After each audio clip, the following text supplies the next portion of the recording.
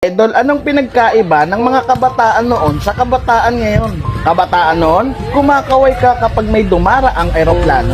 Inaantay maubos ang tubig sa tabo sa ulo. Ginagawang swimming pool ang planggana ni nanay. Ginagawang braces ang foil ng choknat. Naliligo ka sa alulod ng bubong kapag umuulan. At kapag gabi naman, akala mo sinusundan ka ng buwan. Nagko-concert sa harap ng electric fan. Kabataan ngayon, ang problema ay pera at cellphone. Ang problema lang namin noon kung paano makatakas sa bahay para di matulog ng tanghali. Lumaki man kami sa palo, aminin natin mas maraming nire-respeto na magulang sa panahon noon kaysa ngayon. Mga kabataan ngayon, isang chat lang, may jowa na. Kami noon sa flames lang umaasa. Broken hearted pa pag friends ang resulta. Mga kabataan noon, ang dami ng alam ng trabaho. Kesa sa kabataan ngayon, tamad na, puro pa gadgets, di pa mautusan. Minsan nagiging ibon, minsan nagiging paniki.